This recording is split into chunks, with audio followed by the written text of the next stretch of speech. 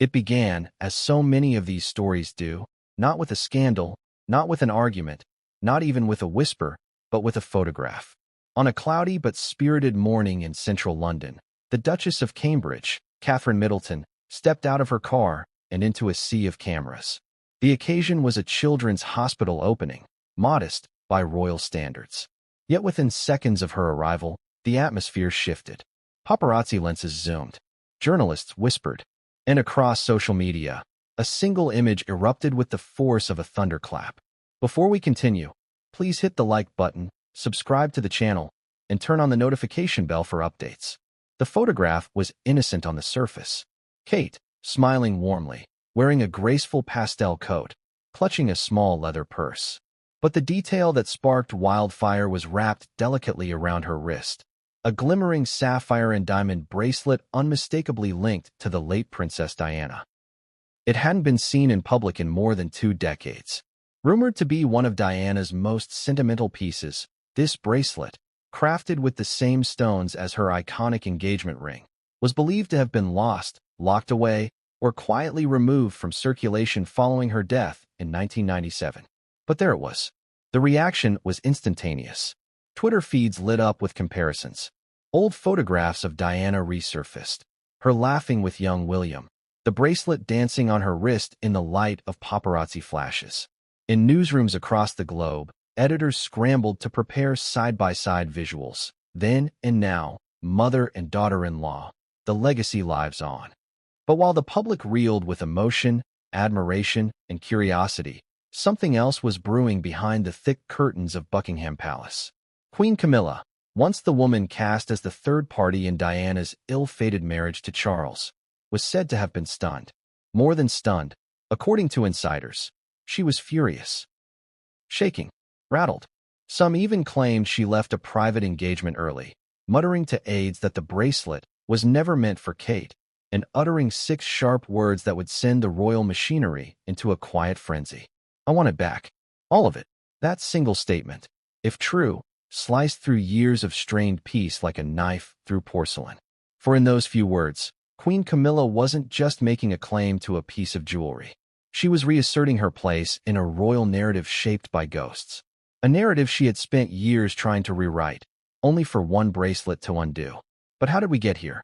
Why would a single piece of jewelry awaken such fury, such jealousy, such panic? What secrets did this heirloom carry? And was Kate Middleton's decision to wear it a quiet tribute, or a subtle act of rebellion? To understand the full magnitude of this moment, we must go back. Back to the days of Princess Diana, when she was the bright, young jewel in the crown's public image. Back to the darker corridors of Kensington Palace, where whispers of betrayal echoed behind closed doors. Back to the vault where Diana's heirlooms were carefully divided, piece by piece, between her 2 sons, with promises, letters, and conditions some say were never honored. And in the shadows of that past stands Queen Camilla. For decades, she has fought to reshape her public image, transforming from the most vilified woman in Britain to a queen consort standing beside King Charles III. But has that transformation been complete? Or has she been waiting, quietly, patiently, to erase the final vestiges of Diana's influence? Sources close to the palace claim the bracelet was not intended to be part of Kate's collection. In fact, some allege it was promised to another family member, or held in trust for an occasion that never came. Others whisper of private agreements made between Charles and Camilla after Diana's death, dividing the princess's personal effects not according to her written wishes, but to the political realities of the time. Even more chilling are the rumors that Camilla herself had once worn the bracelet, in private, briefly, during the early 2000s. A symbolic act, perhaps, of her own ascension into the royal circle, but never again seen, never confirmed, until now. So, was this moment, Kate's outing in the heirloom, a misstep, a public relations blunder, or a carefully orchestrated message? Some royal insiders argue that Kate has long walked a tightrope between loyalty and legacy. She is, after all, the mother to the future king, the woman who has modeled restraint, dignity, and quiet strength. But under that polished surface lies a fierce loyalty to Diana's memory and to William, who has never quite healed from the loss of his mother. Others argue that this wasn't Kate's decision at all, that William himself insisted she wear it, that it was a deeply personal act, meant not for the cameras, but for the memory of a woman who shaped their lives in her absence. A silent signal that Diana's influence, however intangible, would never be extinguished. And then there is the most controversial interpretation of all, that Kate's decision was a challenge. A quiet shot across the bow. A reminder to Queen Camilla that titles do not rewrite history, that the crown may change heads, but Diana remains unshaken in the hearts of millions. The media frenzy, naturally, did not help. Within hours, headlines blared with phrases like "Camilla blindsided," "Diana's ghost returns," and "Royal rift reignited." The British tabloids, always ravenous for drama, dissected the meaning of the bracelet with surgical precision, counting each diamond, comparing archival footage, even analyzing the tilt of Kate's wrist in the photos. But behind the scenes, it's what wasn't said that painted the clearest picture. There were no public statements from the palace, no warm quotes from Camilla praising Kate's appearance, no tweets from the royal family's official accounts acknowledging the symbolic jewelry. Nothing but silence. And in royal terms, silence speaks volumes. This is not merely a story of fashion. It's not about opulence or sparkle. This is a story about control, about legacy, about grief that never fully fades. It is about the way symbols, those small, glittering objects, carry the weight of wars, both political and emotional. And it is a story far from over. Because if Queen Camilla truly wants it back, she may be wading into a fight far deeper than she imagined. A fight not just for jewelry, but for the soul of a monarchy still haunted by a woman who refused to play by its rules. Over the next chapters, we will unpack the explosive history of Diana's most beloved heirlooms. We will expose the secret battles over who got what and why. We will reveal the tension between Camilla and Kate that has simmered quietly for years, now bursting into view with one brilliant bracelet. And as we peel back the layers, one truth will become increasingly clear. In the royal family, nothing is ever just about what you wear. It's about who wore it first, who remembers, and who refuses to forget. Stay with us. The day was not marked on the calendar as one of extraordinary significance. It was simply a Thursday in spring. The air was light with dew, and the early sunlight had just begun to warm the cobblestones in front of the London Children's Heart Centre. Crowds had gathered, as they often did, for a glimpse of royalty, not out of anticipation for scandal or spectacle, but out of tradition. In their eyes, royalty still carried a sense of grace, of continuity, of elegance that belonged to another time. And then she arrived. The Duchess of Cambridge stepped out of a black Range Rover at precisely 10:02 a.m., flanked by her discreet security team, and greeted by a modest round of applause from those assembled. Wearing a soft sky-blue coat, her hair neatly blown out in gentle waves, she carried herself with the same measured dignity she always had, a portrait of royal poise. There was no speech scheduled, no ribbon-cutting ceremony. She was simply there to meet with families, doctors, and children undergoing heart surgeries. At first, all seemed as expected, but within moments, something shifted. One of the photographers zoomed in, lowered his camera, and whispered to a colleague. The ripple effect was immediate. By the time Kate reached the hospital steps, nearly every lens was focused not on her smile, nor her eyes, but on her wrist. A sapphire bracelet, unmistakable in design, framed by diamonds, caught the morning light and flickered like a siren through the crowd. It wasn't just any sapphire bracelet. It was Diana's. More precisely, it was believed to be one of Diana's most emotionally charged pieces, a bracelet designed with stones from the same source as her legendary engagement ring.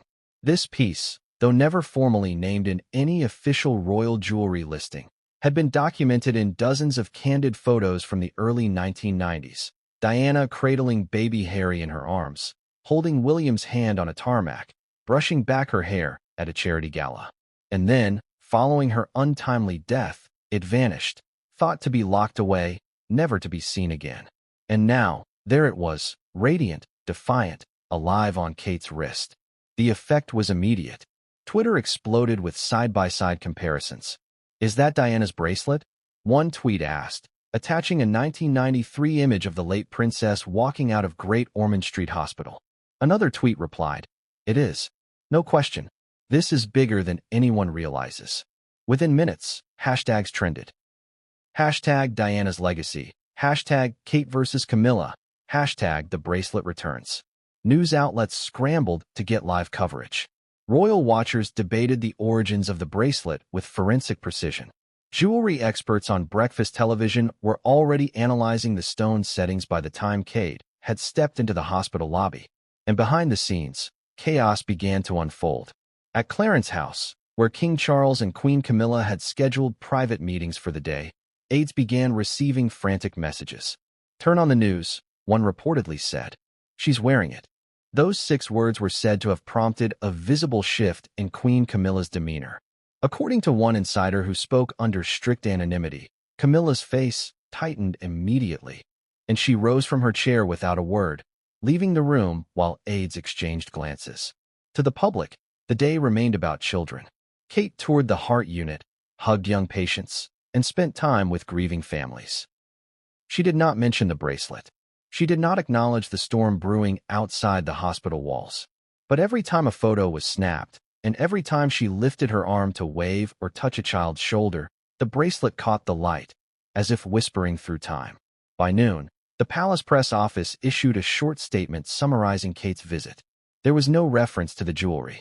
By 1 o'clock, major news agencies had reached out to former royal biographers, jewelers, and even Diana's former butler, Paul Burrell, for comments.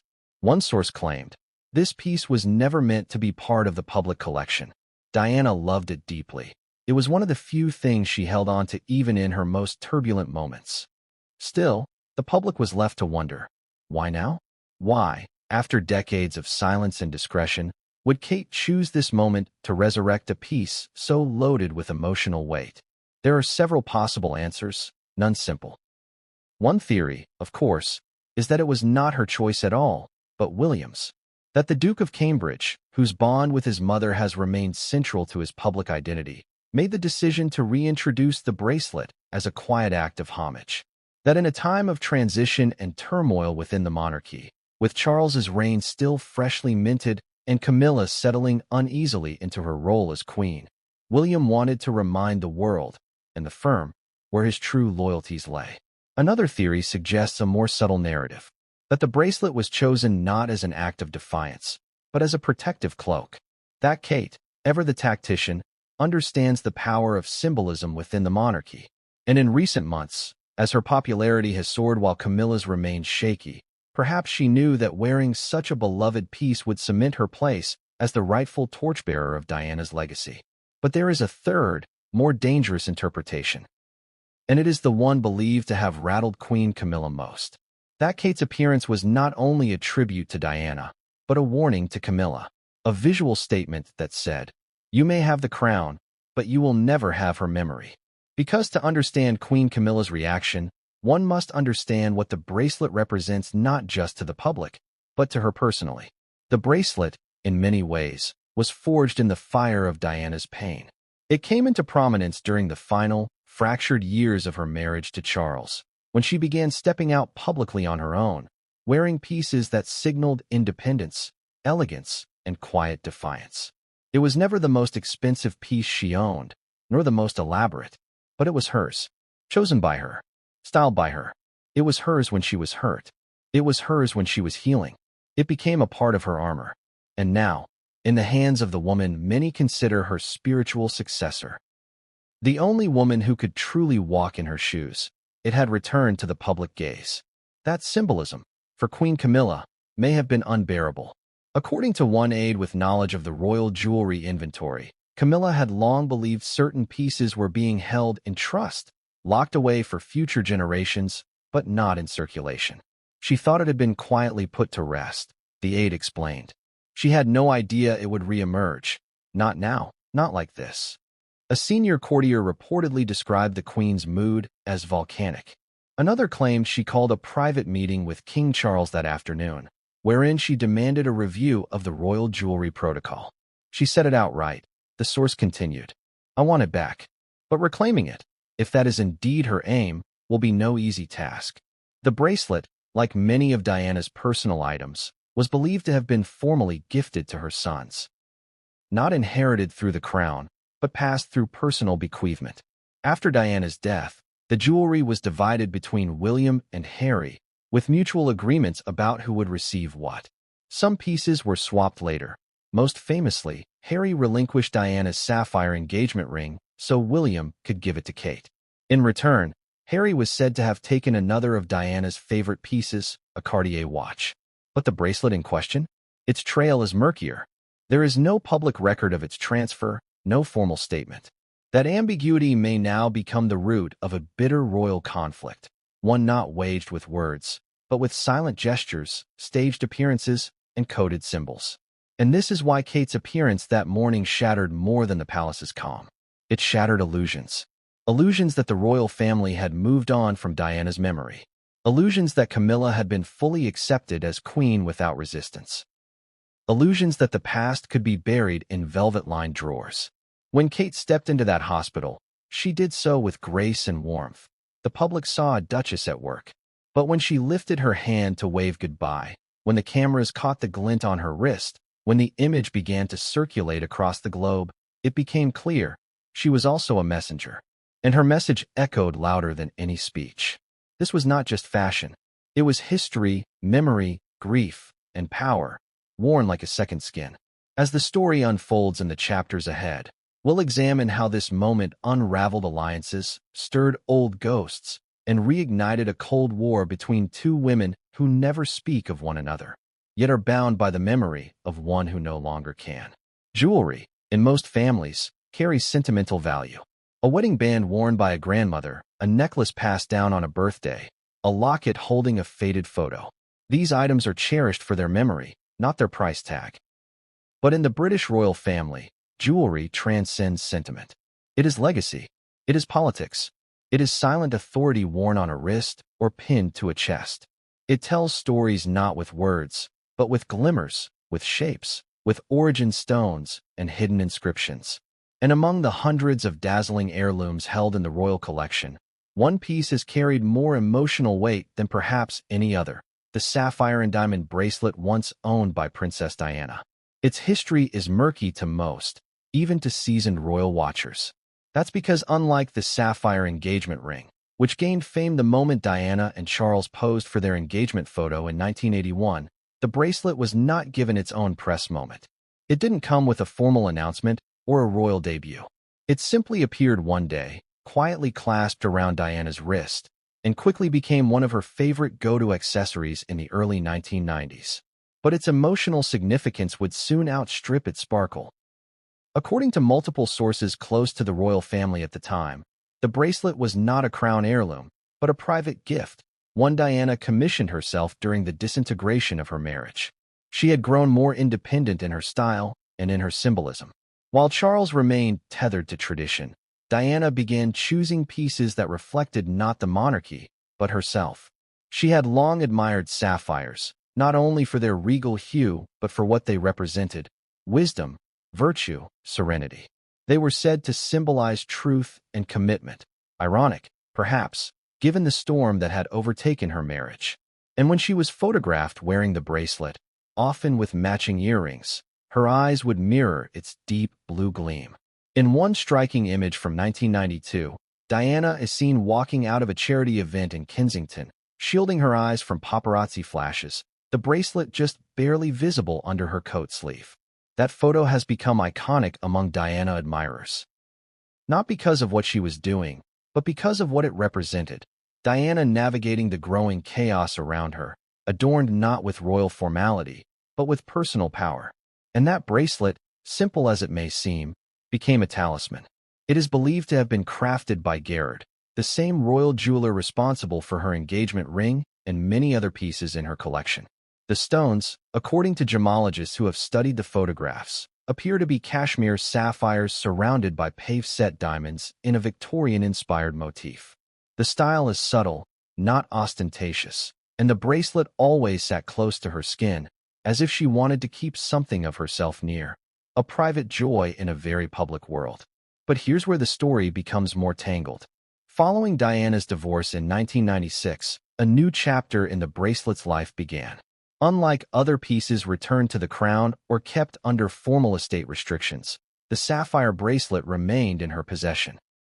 It was listed in a private inventory of items Diana had designated to be kept for personal use.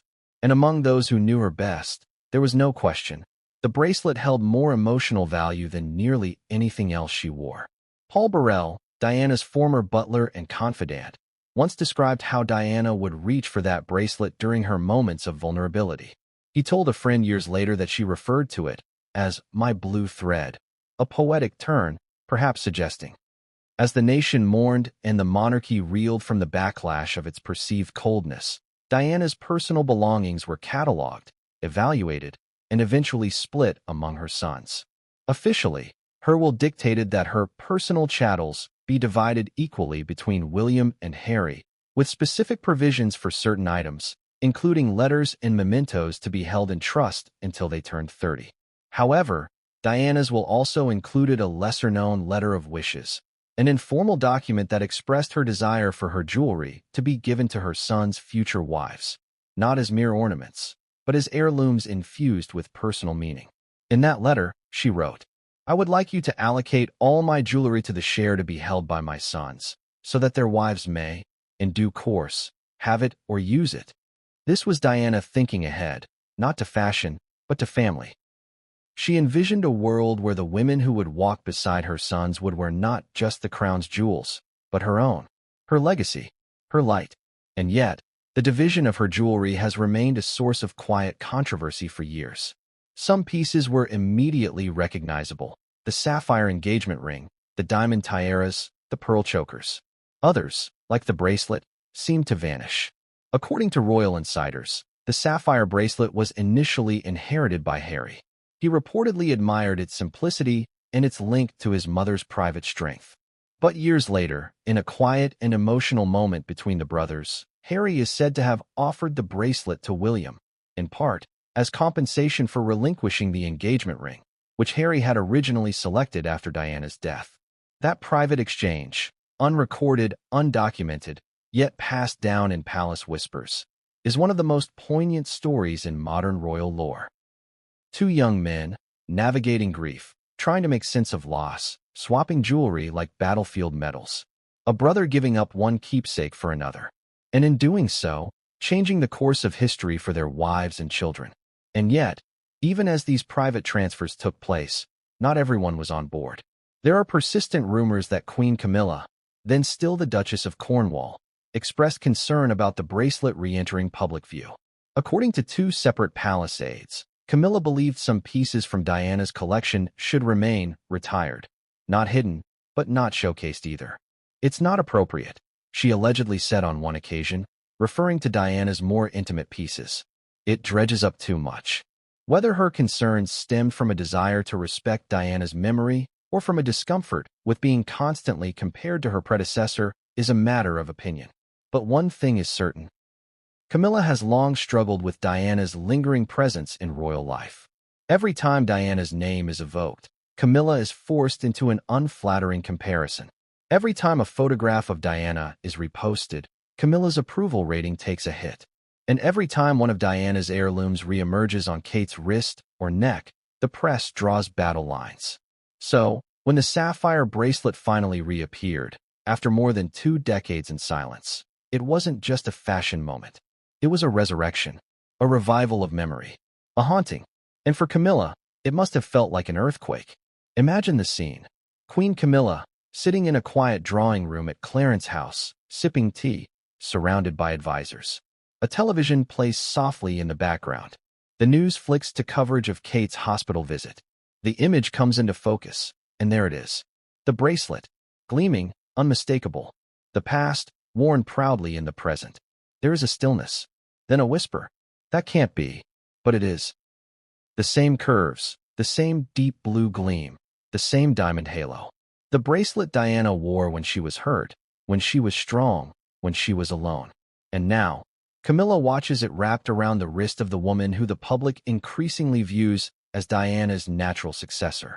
A woman who has never uttered a word of criticism, never spoken ill of anyone, and yet, with this single appearance, has reignited one of the monarchy's most painful wounds. In that moment, Queen Camilla's past, which she has spent years trying to silence, comes roaring back. Because the bracelet was never just about jewelry. It was about ownership, about memory, about identity. And by stepping into the public eye wearing it, Kate has unintentionally, or perhaps very intentionally, reminded the world that Diana's spirit is alive and that it moves through her. For the public, it was a moment of nostalgia. For Camilla, it was a threat. And for William, it was perhaps a declaration. The future may wear new crowns, but it will never forget the woman who wore them first. The heirloom's history, once private and sentimental, is now a battlefield. A quiet war waged in silence, in symbolism, and in sapphire. When Princess Diana died in the early morning hours of August 31st, 1997, the world stood still. Candlelight vigils blanketed the gates of Kensington Palace. Flowers covered the pavement like a sea of sorrow, and millions mourned the loss of a woman who had become more than a royal. She had become a symbol. But while the public grieved, inside the walls of royal institutions, another kind of reckoning was taking place. Diana's personal estate, which included not just her wealth but her private possessions, letters, clothes, artwork, and of course, her vast jewelry collection, had to be assessed, itemized, and divided. For the two boys she left behind, William and Harry, this moment was not just about the death of a mother. It was about inheritance, legacy, and 1,000 private memories preserved in glittering stones and gold settings. The public has always been curious. Who got what? What became of the iconic jewelry that once adorned the most photographed woman in the world? Which items were handed down, which were kept under lock and key, and which were contested? The answers, while not officially cataloged for public consumption, have slowly emerged over the years, whispered by insiders, pieced together by journalists, and occasionally hinted at by the royals themselves. At the heart of it lies Princess Diana's will, written in 1993 and amended in 1996, just a year before her death. The will was relatively straightforward. It named her mother, Frances Shan Kidd, and her private butler, Paul Burrell, as co-executors. It instructed that the bulk of her estate be held in trust for her sons, with access granted at age 25, though later amended by the trustees to 30. But beyond the legal jargon, the most emotionally significant part of the will was her wish for her personal chattels, the physical objects she loved, her belongings, her jewelry, to be passed to her boys. The document stated, "I would like you to allocate all my jewelry to the share to be held by my sons, so that their wives may, in due course, have it or use it." It was a powerful statement. Diana, even in death, was imagining the future wives of her sons, wanting them to wear the very pieces she had once used as armor, as adornment, and as expression. Yet, when it came time to fulfill this request, things got complicated. The initial division of Diana's jewelry is said to have been carried out with great care and emotion. William and Harry, still reeling from their mother's loss, were brought into a room with her most personal belongings. Each was allowed to choose keepsakes that mattered most to them. It was in that moment that Harry reportedly selected Diana's sapphire engagement ring.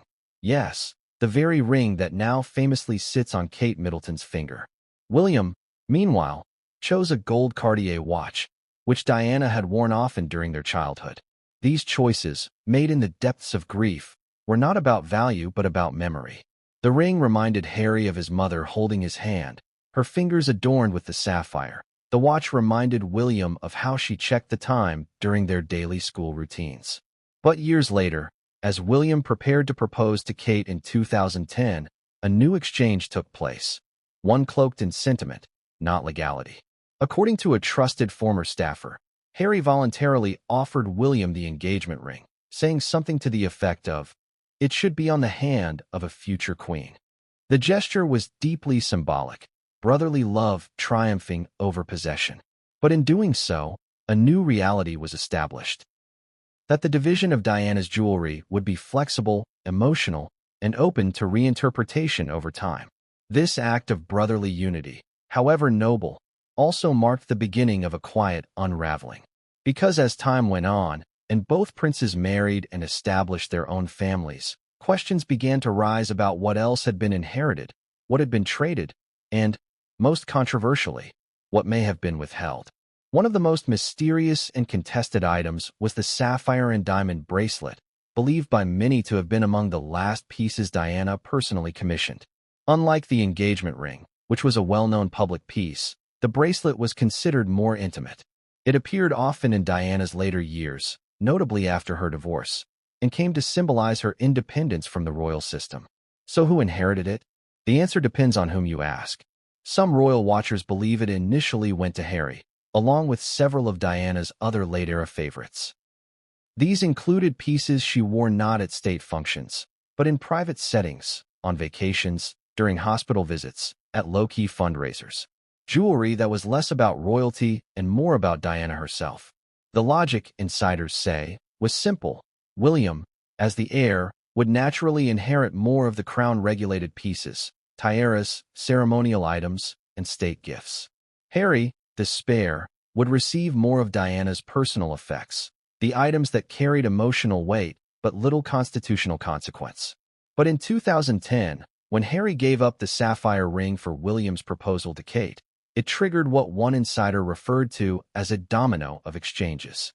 William began acquiring more of Diana's jewelry, not because he demanded it, but because Harry, who was single and far from settling down, didn't see the need for it at the time. Pieces began moving across safes and vaults in Kensington and Clarence House. Quietly, discreetly. By the time Meghan Markle entered the picture years later, much of Diana's jewelry was already in Kate's possession. Meghan did receive some items, a gold bracelet worn on the couple's wedding day, and a pair of butterfly earrings Diana wore in Australia. But the bulk of the collection, by then, was under the stewardship of William and Kate. This fact did not go unnoticed. During Meghan and Harry's bombshell interview with Oprah Winfrey in 2021, many eagle-eyed viewers noticed that Meghan's jewelry selections were subtle and sparse. A far cry from Kate, who by then had worn not only Diana's ring, but her pearl earrings, her sapphire choker, and now, the sapphire bracelet. According to one palace aide, Camilla had kept an unofficial inventory of what Diana's jewelry collection once entailed, and which items were still considered active. The sapphire bracelet had, until Kate's recent appearance, been marked as retired or in reserve. Its reemergence was not just surprising. It was shocking. And this brings us to the heart of the matter, the blurred lines between royal inheritance and personal keepsake, between what belongs to the institution and what belongs to the individual. In Diana's case, the lines were never clear because she herself had blurred them. Some pieces, like the Spencer tiara, belonged to her family. Others, like the lover's knot tiara, belonged to the crown. And others still, like the sapphire bracelet, were privately commissioned, making them hers and hers alone. But in the aftermath of her death, her sons were young, vulnerable, and subject to the royal institution's decisions. Over time, the intent of her will was interpreted through the lens of politics, strategy, and personal preference. Was it fair? Depends on who's asked. Supporters of Kate argue that she wears the pieces with grace and reverence, that Diana would have been proud to see her daughter-in-law carrying the torch. Supporters of Meghan argue that the distribution has been uneven, that Harry, despite being just as much Diana's son, was sidelined in the jewelry inheritance. And then there's Camilla, queen consort, but not a part of Diana's legacy, nor a recipient of her goodwill. It is Camilla's position that is perhaps most precarious of all, because while she may wear the crown, she does not wear Diana's memory. And the bracelet, now sparkling on Kate's wrist, is a daily reminder of that painful truth. This is why the question of who inherited Diana's jewelry is not just an academic one. It is a story of love, grief, division, and power. A story of how legacy is not simply given. It is fought for, shaped, and, at times, reclaimed in silence. When Kate walked into that hospital wearing the sapphire bracelet, she did not just reintroduce a long-lost piece of jewelry. She reopened a vault of memories. She reignited the conversation about who truly carries Diana's legacy. And she reminded the world that the most powerful stories in the royal family are often told not in words, but in the quiet gleam of a sapphire under the camera's flash. For years, Queen Camilla has cultivated a public image of restraint, patience, and quiet support. Her rise from the most hated woman in Britain to a figure of institutional stability has been long, calculated, and largely successful in reshaping public perception. But behind the carefully curated royal facade lies a complex reality, one marked by power dynamics, silent negotiations, and unresolved tensions from the past. Nowhere was this complexity more evident than on the day she allegedly claimed ownership over one of Princess Diana's most sentimental possessions, the sapphire and diamond bracelet. This moment didn't unfold in front of cameras or during a grand ceremony. It took place, as so many pivotal royal dramas do, in private, behind closed doors thick with velvet curtains and whispered tradition. But its impact rippled outward, subtly shifting relationships, redefining alliances, and stirring buried resentments that had long been kept beneath the surface of royal life. According to multiple sources with knowledge of palace operations, the moment in question occurred several years after Diana's death, during a period when the royal family was quietly reorganizing and consolidating private collections. These sessions, often managed by royal archivists and senior aides, were routine, meant to catalog and determine the future placement of personal and institutional artifacts. At the time, Prince Charles and Camilla had recently moved into Clarence House after Queen Elizabeth, the Queen Mother's passing. The shift in residence presented the perfect opportunity to reassess what would be stored, displayed, or reassigned. Jewelry, portraits, personal letters. Each item came under scrutiny. During one such session, the sapphire bracelet came up for discussion. A senior royal aide who was present at Clarence House that day, though bound by confidentiality, later described the atmosphere as tense but understated. Camilla, by then the Duchess of Cornwall, was not yet queen consort, but she had already begun asserting her role as Charles's partner in matters of protocol and legacy. When the bracelet was retrieved from its protective pouch and placed gently on a velvet tray, silence fell over the room. Some recognized it instantly. Others, unfamiliar with Diana's private jewelry, simply admired its craftsmanship. But Camilla, the aide recalls, looked at it longer than anyone else. She picked it up, turned it over slowly, and then spoke, quietly but firmly. "This was never meant to disappear," she said. "This belongs to the family." There was no dramatic claim of theft or direct accusation. No raised voice. But to those who understood the language of royal euphemism, her meaning was clear. She believed the bracelet was not just a sentimental keepsake passed to the boys, but a piece of the Windsor narrative, a legacy item she felt entitled to manage, if not wear herself. One archivist raised a gentle reminder. The bracelet had been worn exclusively by Diana in her personal capacity and was believed to have been left to her sons under her will. Its presence in the collection was thought to be provisional, pending clarity on its ownership. Camilla's response, as later recounted, was clipped. "Well, it certainly didn't come from her family, and Charles paid for it. One way or another, it belongs in our history." That statement sparked unease, because it revealed something deeper. Camilla wasn't just interested in cataloging history. She was trying to reshape it, to determine what parts of Diana's story could be integrated into the current royal image, and what parts needed to be quietly retired. For Camilla, this wasn't about jewelry. It was about narrative control. Several aides present reportedly exchanged glances. A few made notes, but no one challenged her directly.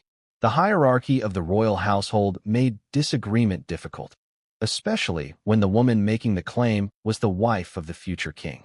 After that day, the bracelet vanished again, not publicly worn, not mentioned in any press release, not listed among publicly displayed items. It was believed to have been placed in a secure holding, not under lock and key at Kensington or Buckingham Palace, but stored under Clarence House's authority. For years, this decision remained a palace secret. It wasn't spoken about even among insiders except in hushed tones. But the implications were enormous. Because in asserting that the bracelet belonged to the family, Camilla had stepped into a deeply sensitive space. Diana's memory remained a fault line in the royal household, and any attempt to absorb her legacy into the broader royal brand, especially by Camilla, was bound to invite scrutiny and division. Privately, it's believed that Prince William was informed of the conversation, but he did not contest it at the time. He was still young, still finding his footing within the institution. More importantly, he was navigating his own grief while building a future with Kate. Confrontation over a single piece of jewelry, no matter how cherished, may not have felt worth the turmoil. Harry, for his part, was reportedly unaware of the shift in custody. Living outside of the formal royal apparatus at that time, he remained detached from these internal dealings. He, too, was dealing with his own pain, bouncing between military training and public expectations. But the bracelet remained a symbol of unresolved tension. As Camilla's role expanded over the years, she continued to tread carefully around Diana's memory in public. She avoided mentioning her name in interviews, never spoke about the past, and refrained from wearing jewelry that might provoke comparisons. And yet, behind the scenes, there were growing reports that she had taken a more active role in determining how Diana's possessions would be managed, preserved, or, quietly, forgotten. In some circles, this was seen as Camilla asserting her new role. In others, it was viewed as a veiled attempt to rewrite history. The symbolic weight of the sapphire bracelet became more apparent as Kate's own star began to rise. With each public appearance, each engagement, and each carefully chosen outfit, the Duchess of Camber. Kate's image was soaring, and Camilla, though respected within royal circles, could not match the emotional resonance Diana still held with the public. And then came the turning point. Years after the bracelet was thought to have been tucked away indefinitely, it reappeared. This time, not on a velvet tray or in a catalogued archive, but on the wrist of Kate Middleton during a royal outing. That single moment unraveled years of tightly wound protocol. According to an insider close to William's household, the bracelet had been quietly returned to his custody months prior, following a subtle but deliberate request. William, growing more assertive in his role as future king, began reclaiming items he believed were rightfully tied to his mother's legacy. It was never about defiance, the source explained. It was about honoring Diana properly. William knew what the bracelet meant to her and what it meant to him, and he wanted Kate to have it, not because of status, but because of sentiment. But for Camilla, this act was interpreted as something else entirely, a challenge. When she saw the bracelet in public, worn without fanfare but unmistakably recognizable, her reaction was visceral. According to one longtime aide, it hit her like a slap, not because of the piece itself, but because of what it represented. Diana was back, in the headlines, in the hearts of the public, and Kate was the vessel. Within hours, reports swirled of Camilla demanding answers. Why had the bracelet been given to Kate? Who authorized its release? Why had she not been informed? Some claimed she made a direct call to the keeper of the privy purse, seeking clarification. Others said she summoned Charles into a private meeting, where she expressed her concern that symbols matter more than words. And this one has just reopened the past. Whether she ever uttered the phrase, "I want it back," remains disputed. But what is clear is that Camilla felt blindsided. And in the power dynamics of the royal family, being blindsided is often worse than being publicly embarrassed. Because control, quiet, seamless, unquestioned control, is the currency of the monarchy. And in that moment, Camilla lost it. This chapter in the saga of Diana's bracelet is not just about an object. It is about who controls the narrative of remembrance, who gets to carry the memory forward, and who must live in its shadow. For Camilla, the bracelet symbolized a legacy she could never touch. For William and Kate, it was a tribute, and perhaps a gentle, silent correction to a chapter that had been miswritten in their mother's absence. As the dust settled, the question remained. In a family governed by tradition and hierarchy, what happens when emotional truth collides with institutional power? And perhaps more importantly, was this the first move in a longer, quieter conflict between two women who, though never in direct confrontation, represent the dual legacies of one of the most beloved and controversial figures in royal history? The Duchess of Cambridge is not a woman who courts controversy. From the moment she stepped into the public eye as Prince William's girlfriend in the early 2000s, she has been defined by her restraint. Measured words, tasteful fashion, polite diplomacy, never too much, never too little. She has played her role with the precision of someone who knows that one misstep could bring down a tidal wave of press scrutiny and public backlash. But within that carefully crafted image of composure lies something often overlooked, a quiet strength. A kind of internal fortitude that doesn't express itself through explosive gestures or loud declarations, but through subtle, deliberate choices. And it's through this lens that many have come to interpret one of her most talked-about fashion decisions in recent memory, wearing Princess Diana's sapphire bracelet in public for the first time since the 1990s. To the casual observer, it might have seemed like nothing more than a beautiful accessory, a piece selected to match a blue dress or to honor a hospital's branding during a charity visit. But for those who understand the internal dynamics of the royal family, it was something far more significant. It was, in all likelihood, a statement, one made without a single word, a gesture so understated it could be dismissed, and yet so loaded with meaning it could not be ignored. Some insiders have begun to call it Kate's silent rebellion. This interpretation may seem at odds with her image. After all, Kate has never shown any overt signs of tension with Queen Camilla. The two have appeared together at royal events, exchanged polite words, and maintained a united front. But that front, like so many in royal history, may conceal a more complicated truth. Behind palace doors, there have long been whispers about the tension between Camilla and the younger generation of royals, particularly William and Kate. While Camilla has worked diligently to integrate herself into the institution, her ascent to queen consort has always carried a residue of discomfort, a reminder of past wounds that never fully healed. And for Kate, who was raised with a deep admiration for Princess Diana, those wounds are not just historical footnotes. They're part of the living fabric of the family she married into. Kate was only 15 years old when Diana died. Like millions around the world, she watched the funeral unfold on television, saw the flowers piled high outside Kensington Palace, and heard the sobs of mourners who had never met the princess in person. For young Kate Middleton, Diana wasn't just a public figure. She was an icon of empathy, a role model, and a symbol of grace under fire. So when Kate began dating William, she stepped into a world shaped by Diana's absence and her presence. From the beginning, every aspect of Kate's public life was compared to Diana's. Her fashion sense, her gestures, her smile. The comparisons were relentless. And for the most part, Kate handled them with humility. She never claimed Diana's legacy as her own. She didn't try to imitate or outshine her. Instead, she carved a path that honored Diana's memory without exploiting it. But as the years passed, Kate's confidence grew. She became more than William's wife. She became a royal in her own right. And with that growth came a deeper understanding of the forces at play within the palace. Kate has never spoken publicly about her relationship with Camilla. There are no interviews, no leaked conversations, no dramatic confrontations. But insiders suggest that their dynamic has always been cordial rather than close. Respectful, yes. Warm? Not quite. Camilla, for her part, has tried to position herself as a steadying force within the monarchy.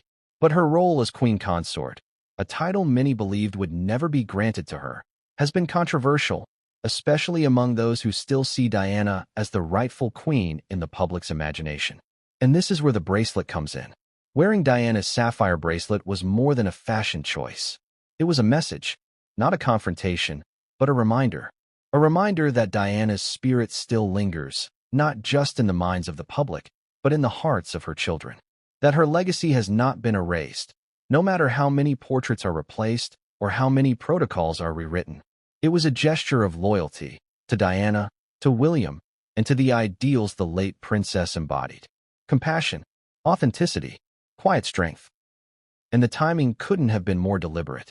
Kate chose to wear the bracelet at a highly publicized charity event, a setting that Diana herself would have cherished. It wasn't a state dinner or a formal gala. It was a visit to a hospital for children with life-threatening illnesses, a place of vulnerability and courage. The kind of environment where Diana had once flourished, cradling sick babies, comforting grieving parents, showing the kind of warmth that royal protocol often suppresses. Kate walked into that hospital with poise and grace. But when the cameras zoomed in on her wrist, the tone of the day shifted. Suddenly, the story wasn't just about royal patronage or charitable donations. It was about the bracelet, about what it meant, about what it represented, and, inevitably, about how Camilla reacted. Reports from palace insiders suggest that Camilla was not informed in advance that the bracelet would be worn. This alone caused friction. In royal circles, wearing a piece with such historical weight, particularly one tied so intimately to Diana, would usually require some level of consultation. But in this case, no such approval was sought. Whether this was an oversight or an intentional omission remains unclear. But to Camilla, it felt like a breach. According to one staff member familiar with the day's events, Camilla's response was swift and emotional. She reportedly made a remark to her aides that certain things were supposed to stay buried. That statement was revealing, because it suggested something deeper, not just frustration over jewelry, but a desire to control the narrative, to determine which parts of Diana's legacy should be remembered and which should be quietly laid to rest. Kate's decision to wear the bracelet upended that plan. It brought the past rushing back, and it reminded everyone watching that Diana's influence was still very much alive. But what makes this act so fascinating is the way Kate executed it. There was no fanfare, no announcement, no attempt to draw attention to the bracelet. In interviews, she didn't reference it. During the event, she didn't gesture toward it. She simply wore it, like a second skin, like a memory stitched into her bones. And that is what makes the term silent rebellion so apt. It wasn't a rebellion in the traditional sense. There were no outbursts, no scandals, no tabloid fodder. But in the world of royalty, where image is everything and every gesture is analyzed, it was a powerful statement. Kate was telling the world, and perhaps Camilla, that she hadn't forgotten. That William hadn't forgotten. That Diana's legacy was not something to be curated or contained. It was something to be lived. And in that moment, Kate didn't just honor Diana. She became her, not by imitating her style or mimicking her behavior, but by embodying the very qualities that made Diana so beloved: grace, empathy, courage, and quiet defiance. Of course, not everyone sees it this way. Some commentators argue that the bracelet's appearance was purely coincidental. That Kate, having access to the royal jewelry collection, simply chose a piece that matched her outfit. But those familiar with Kate's meticulous attention to detail find that theory hard to believe. She doesn't do things by accident. Every dress, every brooch, every public appearance is considered. She understands the symbolism of her role better than most. And she understands, more than anyone, the emotional power of Diana's memory. So no, it was not an accident. It was a message, delivered in whispers, wrapped in silk, and set in sapphire. And while the press debated and the palace whispered, the public understood. They saw what she was saying. They felt it. They remembered. Royal protocol is a shield, polished, quiet, and fortified by centuries of tradition. Behind it, the British monarchy carries on with a calm exterior, no matter what storms rage within. But every so often, a fissure forms behind palace walls, and emotion, tightly coiled and long restrained, finds its escape. One such moment, according to insiders, occurred in the hours following the now infamous appearance of the Duchess of Cambridge wearing Princess Diana's sapphire bracelet. To the public, the story was simple. Kate Middleton, future Queen of England, stepped out in a well-tailored coat, visited a children's hospital, and wore a bracelet that once belonged to the beloved Princess Diana. It was elegant, dignified, and deeply symbolic. But inside Clarence's house, the reaction was far from serene. Sources close to the Queen consort described the atmosphere as volatile the moment she saw images of the event. Camilla, never known for theatrical outbursts, is said to have reacted in a way that startled even her closest aides. She was pacing, said one staff member, who spoke on condition of anonymity. Not just pacing, but muttering under her breath. She was visibly agitated. That doesn't happen often. And when it does, you know something's cut deep. The trigger wasn't simply the bracelet itself, though its sudden reappearance stung. It was the meaning behind it, the memories it invoked, the power it reclaimed, and most of all, the fact that it had returned without her knowledge or blessing. For Camilla, who had spent decades trying to step out from under the long shadow of Princess Diana, this public moment undid years of quiet repositioning. In one photograph, the late princess was resurrected, not through tribute or ceremony, but through Kate's wrist. What followed, according to two independent insiders, was a sharp and emotionally charged conversation behind closed doors. One in which Camilla made it clear she felt blindsided, undermined, and even betrayed. She said, "Why would she wear that now? What was the point of that? To stir things up?" One source recalled. The tone wasn't accusatory toward the public. It was personal, direct. And although she never uttered Kate's name explicitly, the inference was clear. Camilla believed the move was deliberate, and it had struck a nerve she hadn't shown in years. Another aide described how Camilla ordered staff to retrieve a full inventory of all items formerly belonging to Diana that remained in the royal household's possession. The request was abrupt and highly unusual. It was the kind of thing that usually takes weeks of preparation, the aide explained. But she wanted it done immediately. She said, "I want to know exactly what's out and what's supposed to be out." That single sentence sent a wave of urgency through the palace's administrative wing. Jewelry custodians, archivists, and security liaisons were contacted. Safes were rechecked. Internal ledgers were reviewed. What had begun as a fashion moment had triggered an operational review. But even more telling was what Camilla reportedly said next, in a moment of frustration that no one present dared write down officially. "This was not supposed to happen. I told Charles we needed to keep it sealed. She's opened a door we spent years trying to close." There it was, the admission no one expected. For years, it had been rumored that Camilla preferred to keep Diana's personal effects in storage, away from public circulation. While not an official ban, it was said to be a preference communicated quietly through channels. Some pieces, like tiaras and rings, were exceptions, too iconic, too public to hide. But others, like the sapphire bracelet, were different, more intimate, more tied to Diana's private pain, and more threatening. This door, as Camilla called it, was not just a jewelry case. It was the Pandora's box of Diana's emotional legacy. A legacy that Camilla had worked tirelessly to avoid confronting head-on. And Kate had just flung it wide open, without a word, without permission. In the hours that followed, Camilla reportedly spoke with King Charles. According to a well-placed insider, their exchange was calm but tense. She didn't raise her voice with him. She never does. But she was insistent, the source said. She told him it was inappropriate, that it was stirring up the past, that they had all agreed not to let this happen again. Charles, by all accounts, was more cautious in his response. He understood the sensitivity of the situation. He knew what that bracelet represented, not just to Camilla, but to the public. And he also knew that William, his heir, had every right to make decisions about his mother's legacy. He tried to reassure her, the aide said. He told her it was probably a sentimental choice, that it wasn't an attack, but she didn't buy it. She thinks everything from Diana's era is political now. Every symbol, every gesture. The Queen Consort, still simmering, then made a second request that shocked staff. She wanted to reconsider the protocols for wearable heirlooms. In other words, she wanted to control what could and couldn't be worn, and by whom. That request didn't move forward, at least not officially. The idea of imposing new restrictions on jewelry that had already been distributed to William and Harry was politically impossible. The backlash would have been immediate. But the request itself revealed just how threatened Camilla felt. She was no longer simply reacting to a bracelet. She was reacting to what it meant for her own position, her own history. After all, Camilla's role as Queen Consort had only recently been solidified. For years, it was assumed she would never carry that title. Public resistance to her image as Charles's partner was too strong, too visceral. She had been the other woman in the story of Charles and Diana, a narrative that haunted her no matter how many years had passed or how many public duties she fulfilled.